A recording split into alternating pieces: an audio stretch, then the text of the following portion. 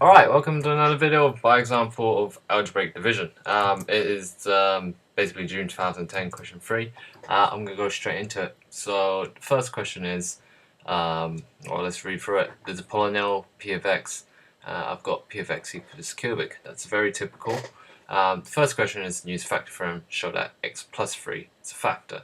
So they're giving us that. So we need to do, essentially, if I do using p instead of f, p of minus 3, I need to find that equal to 0. So essentially all I need to do is substitute x equal to 3 in all of this cubic here.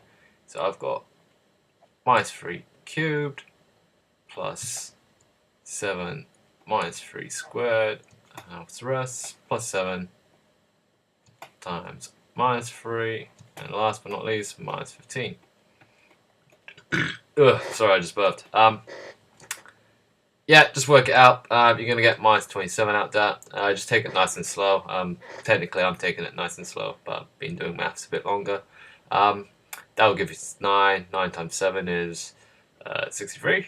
Yeah, why not? That will give us minus 21, and that will give us minus 15. So all we need to do is just add all of this together. What I'm going to do is I'm going to add this, this, and this together first, because it's going to be easier, because if this, this, and this add up to minus 63, then I can just do it straight away. So 21, or minus 27, minus 21, that should give me, well, minus 28, minus 48, and likewise minus 15, plus, so if I do these two now, so minus 48 minus 5, so minus 10 going to be 58. Minus another 5 going to be 63. So minus 63 plus 63 definitely equals 0. So that's pretty much it. It's 2 marks.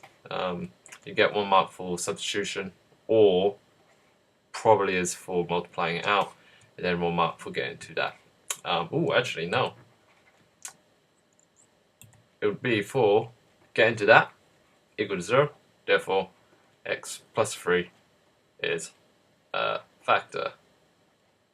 Around out of space, but there we are. It was x plus 3, yeah, x plus 3. Going straight on, now it's asking us to express p of x as a product of 3 linear factors. It's asking us to do this cubic as 3 brackets. Now, it's not completely obvious what to do at the start, but essentially this is an algebraic division question without mentioning algebraic division. It's saying, well, it's given you 1 bracket already, so x plus 3. So if I divide this by x plus 3, I should get a cubic, not cubic, quadratic, that gives me these two here. Alright, so let's try that out. Let's go x cubed minus 7x squared plus 7x minus 15. I'll divide that by x plus 3. It depends what method you're going to use. Just because I want this video to be short, I'm going to use the synthetic method. You want to check out the synthetic method video if you don't know what's going on.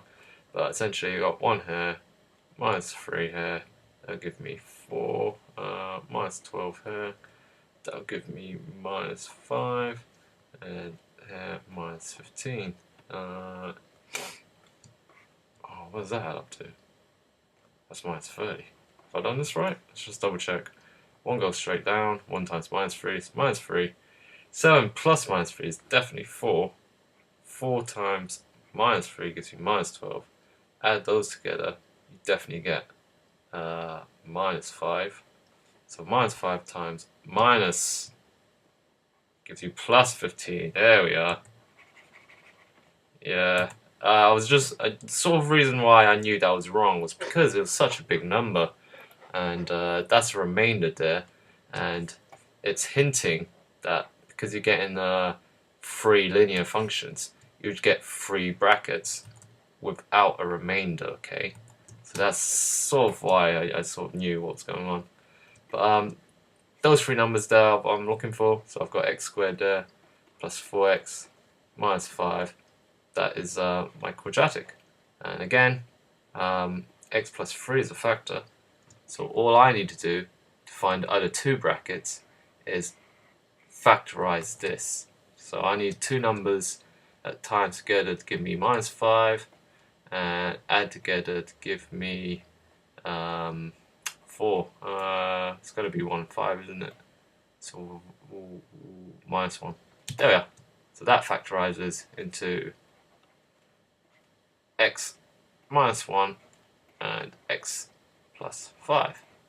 So therefore, p of x is equal to x plus 3, x minus 1, x plus 5. And that's job done there. So it's 3 marks. 3 marks is probably for doing some algebraic division.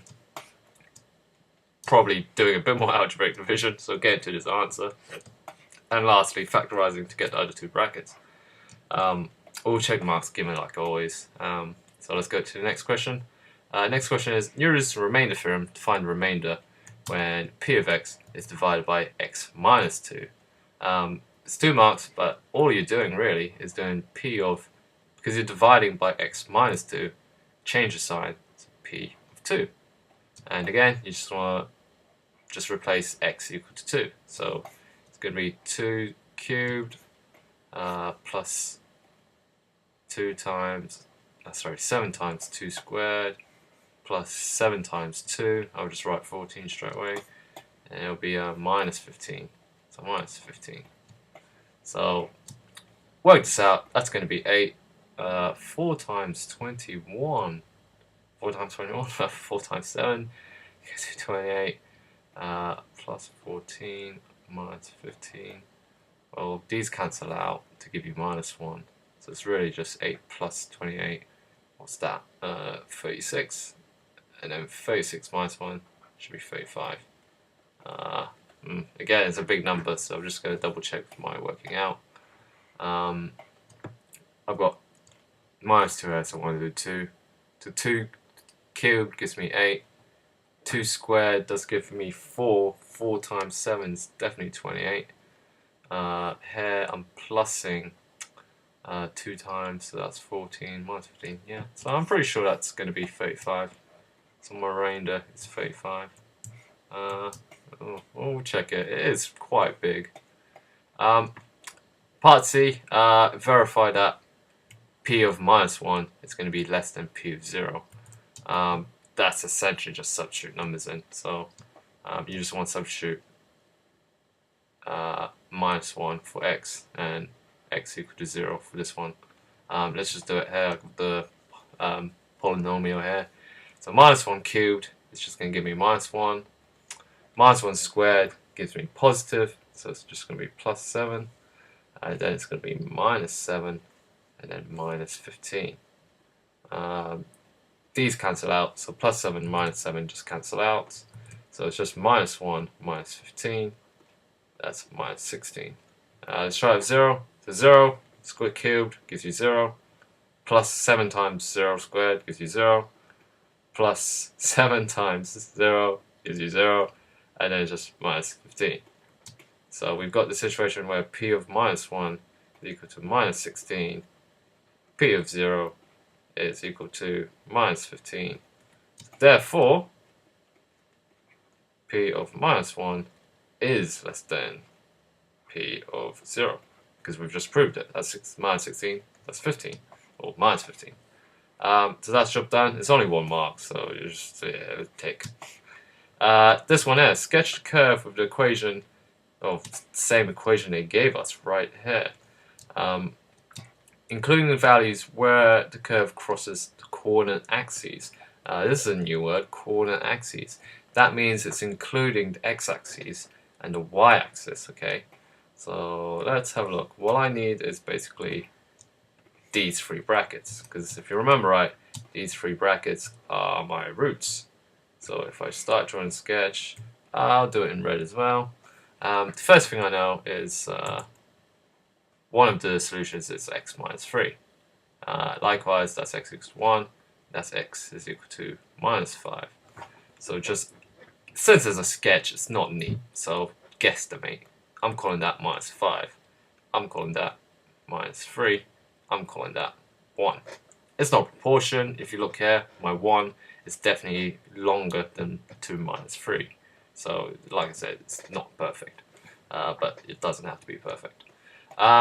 First thing I want to do is just check the sign of my cubic. It's a positive.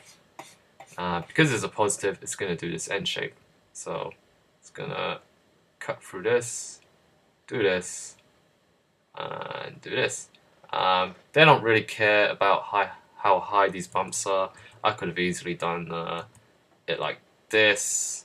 Likewise, I could have done this one like, I'll make it shorter like that.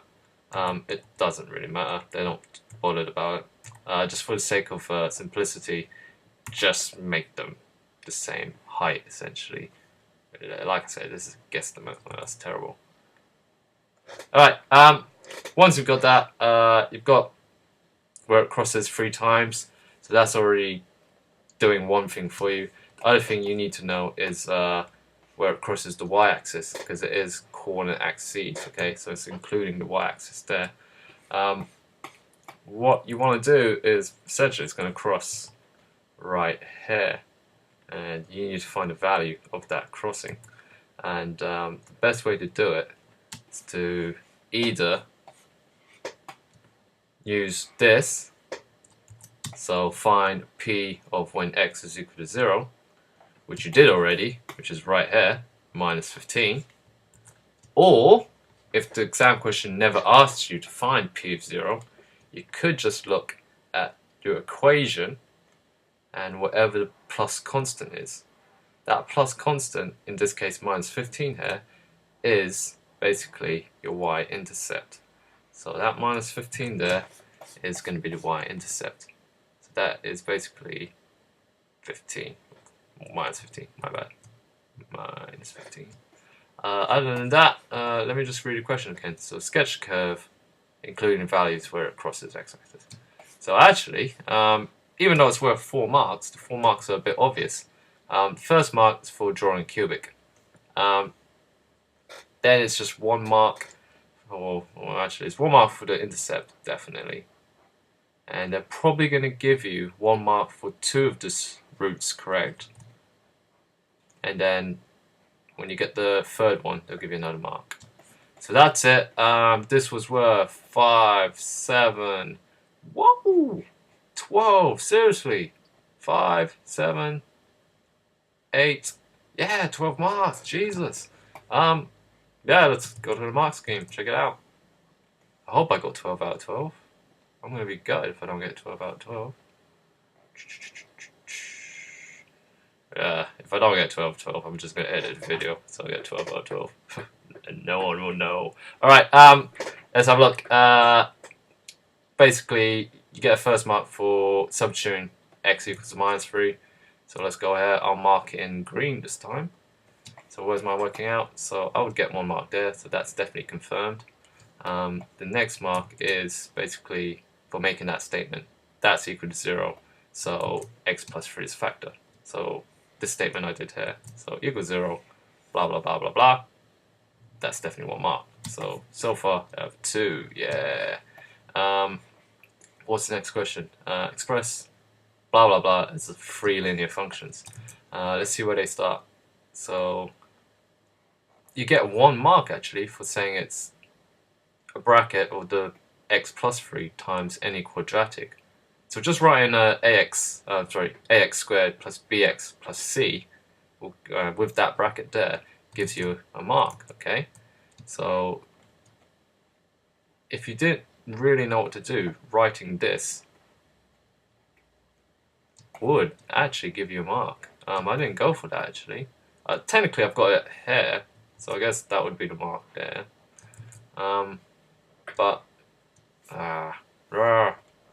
Where's the question now? That was a bit weird. Getting to that part, the actual quadratic itself, is the second mark. Here we are. Full long division comparing coefficients, by inspection, blah blah blah. You can see here it doesn't mention synthetic method. So if I use synthetic method, technically it wouldn't give me the marks, which is a bit strange, but I'll take it anyway because I've got it in that format there. Again, because I've got that quadratic there, and there it is, giving me the second mark there. From there, the last mark is just factorizing that quadratic out. So here you can see 3 brackets, and here you can see my 3 brackets. So I'm going to give myself that third mark. Ooh, so I've got 5 so far. Use remainder theorem to find remainder. What was that? There we are. So let's have a look at the marks. So doing P of 2 gives me my mark. So there's P of 2, so that's 1 mark for me so far. Oh, I didn't mark this one. And then my remainder is, where is it? 35. Oh, brilliant. I was really scared about that one because it's really massive. So I've got 2 marks there. Alright, verify that that is bigger than that. It's only worth 1 mark. And there you are. Minus 16, minus 5, oh, minus 15, sorry. So that's bigger than that. So, yeah. Oh, just 4 more marks, 4 more marks. Alright, so let's just go over this one by one. Having the y-intercept at minus 15, or the coordinate 0 minus 15, gives me 1 mark. So let's go to the sketch. That's the minus 15 there, so I'm giving myself 1 tick. The next mark is a cubic graph. Again, the cubic is described as with 1 maximum and 1 minimum. So just drawing cubic gives me 1 mark as well. So brilliant. Normally they specify like it has to be in this quadrant, or this quadrant, this quadrant, or this quadrant. They were quite loose with this. They just said just a cubic graph. Here we can see it has to be this shape, so a positive shape or that N shape. So I've got the N shape there. And it's actually including minus 5, minus 3, and 1. So minus 5, minus 3, and 1. So actually, that mark there wasn't actually an available mark, which is a bit weird. So let's actually see what the 4th mark is for. So the 4th and final mark is for a graph correct with a minimum to the left, going above or going beyond both minus 5 and 1. Eh? What? Alright, let's read this carefully. Graph correct with the minimum point to the left. Ah, I see. So I didn't get full marks. Ah, that sucks. How are you supposed to know that? Alright, the reason why I didn't get my marks is because the correct graph would have looked like this. So it would have gone up, down, and then up. So there would be my my 1, sorry. There would be my minus 3, there would be my minus 5. And again, that's my minus 15 instead. The final mark is for having that minimum to the left of the y-axis. There must be something to give you a clue. It has to be this, you know. Yeah, God. That right there is basically P of minus 1. This point here, that 15, is P of 0. So you were supposed to know, you were supposed to know, I say that, we were supposed to know that because that's minus 16 and that one is minus 15, that it's actually going down like that. I'll do it in green. So we're supposed to know that that isn't its lowest point. It's going lower in this direction. We don't know when it hits rock bottom, but it's going to hit rock bottom or hit that minimum over to the left. So you were supposed to interpret the previous question and remember that at minus 1, it's lower than when it's at 0. So at 0, it was at minus 15. At minus 1, it was at minus 16. So actually, I only got 3 marks. So that sucks. So other than that, just go through the video if there were parts to it that didn't make sense. Otherwise, good luck. How do you stop this?